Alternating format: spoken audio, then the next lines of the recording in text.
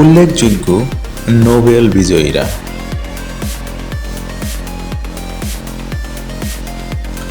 মারি কুরি, ফরাসি নাগরিক মার কুরি জন্মগ্রহণ করেন 7 নভেম্বর 1867-তে, মৃত্যুবরণ করেন 4 জুলাই 1934। প্রথম মহিলা বিজ্ঞানী যিনি নোবেল পুরস্কার লাভ করেন। এই পোলীয় ও ফরাসি বিজ্ঞানী 1903 সালে তেজস্ক্রিয়তার উপর গবেষণার জন্য তার স্বামী পিয়ের কুরি এবং তেজস্ক্রিয় আবিষ্কারক অর বেকেরেলের সাথে যৌথভাবে নোবেল পুরস্কার পান।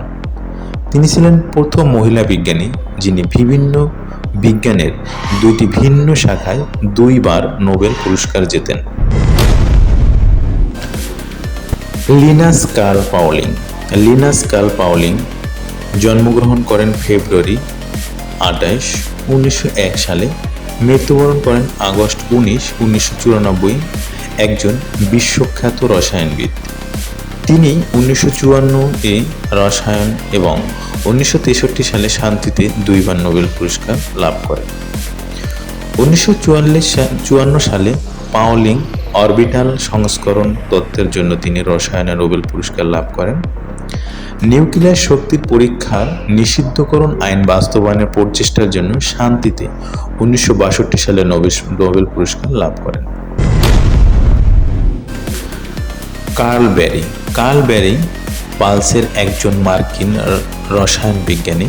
তিনি 2001 ও 2022 সালে রসায়নে নোবেল পুরস্কার লাভ করেন। তিনি ক্রিপস রিসার্চ রসায়ন বিভাগের সঙ্গে যুক্ত।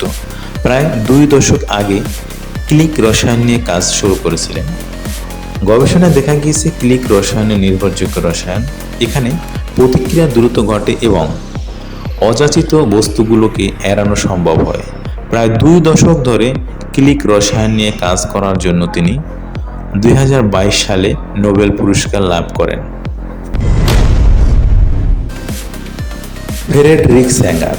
ফ্রেডরিক স্যাঙ্গার জন্মগ্রহণ করেন 13 আগস্ট 1918, মৃত্যুবরণ করেন 19 নভেম্বর 2013, একজন ইংরেজ প্রাণরসায়নবিদ। তিনি রসায়নে 2টি নোবেল পুরস্কার প্রাপ্ত প্রথম ব্যক্তি ছিলেন।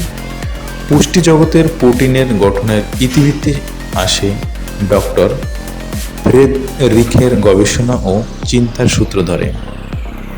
প্রোটিনের রাসায়নিক রূপ দাঁড় করানোর জন্য 1998 সালে প্রথমবার নোবেল পান তিনি।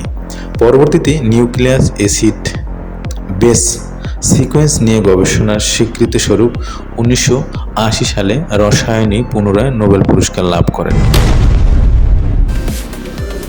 জন বার্ডিন।